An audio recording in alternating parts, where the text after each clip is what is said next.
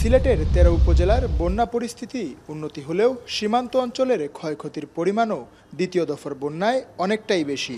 সিলেট সড়ক থেকে পশ্চিম পাশে শালুটিকর বাজার হয়ে যে সড়ক গোয়াইনঘাট উপজেলায় বিস্তৃত, সেই প্রধান সড়কের বেহাল দশা। কোথাও রাস্তার এক পাশে অর্ধেক কাজ, কোথাও হয়ে আছে বিশাল গর্ত। সংস্কারের কাজ শুরু হলেও আকস্মিক বন্যায় ভেঙে গেছে এই পর্যটন এলাকার গোয়াইনঘাটের রাস্তা। বিকল্প রাস্তা থাকলেও ৩ চাকা থেকে ৪ চাকার যানবাহন সচরাচর এই রাস্তা দিয়ে চলে বলে চালক থেকে যাত্রীদের রয়েছে নানা ভোগান্তি। স্থানীয়দের অভিযোগ, সংস্কারের কাজ মন্থর হওয়ায় এই দুর্দশা তাদের।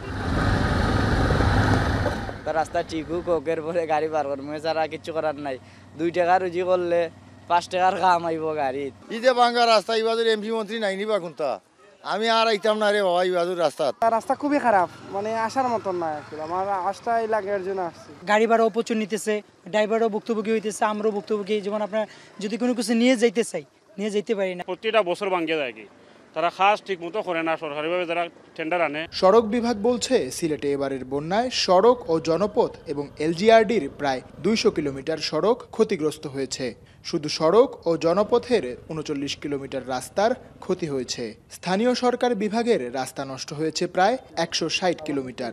শুধু সড়ক বিভাগেই স্বল্পমেয়াদী মেরামতের সম্ভাব্য ব্যয় ৩২ কোটি ২২ লাখ টাকা এবং দীর্ঘমেয়াদী মেরামতের সম্ভাব্য ব্যয় ২৭১ কোটি ৫৫ লাখ টাকা। স্বল্পমেয়াদী আমরা কাজ করে যাচ্ছি। আমরা যথারীতি ঈদের আগেও যেভাবে দ্রুত মেরামত করছি এবং আমাদের এই পর্যায়েও আমাদের মেরামত 80% কমপ্লিট হয়ে গেছে। বাকি যে 20% আছে ওইগুলো কাজ চলমান আছে। আর দীর্ঘমেয়াদী পরিকল্পনার জন্য আসলে আমাদের আরেকটু পরিকল্পনা গ্রহণ করা দরকার। এদিকে উপজেলা প্রশাসন বলছে এলজিইডির তত্ত্বাবধানে রাস্তার সংস্কারের ধীরগতির জন্য ঠিকাদারকে শোকজ করার পর রাস্তার আরসিসি ঢালাইয়ের কাজ বন্ধ হয়ে যায়। 3টি প্যাকেজে এলজিইডির তত্ত্বাবধানে প্রকল্প বাস্তবায়ন হচ্ছে এবং সেখানে সড়ক নির্মাণ এবং এর পাশাপাশি সাথে ব্রিজ নির্মাণ হচ্ছে। তোয়াক্কুলে পেকের খাল যে জায়গা, সেখানে একজন ঠিকাদার যিনি কাজ করছিলেন, তার কাজের ধীরগতি এবং কাজের মান নিম্ন হয়, তার কার্যাদেশ বাতিল করা হয়েছে। গত ২ বছরেও সংস্কার হয়নি বন্যায় ক্ষতিগ্রস্ত সড়কগুলো। প্রতিদিনই ক্ষতিগ্রস্ত এই সড়কগুলোতে মৃত্যু ঝুঁকি নিয়ে চলাচল করছে উপজেলার সাধারণ মানুষ। রাকিবুল রাফি, এখন, সিলেট।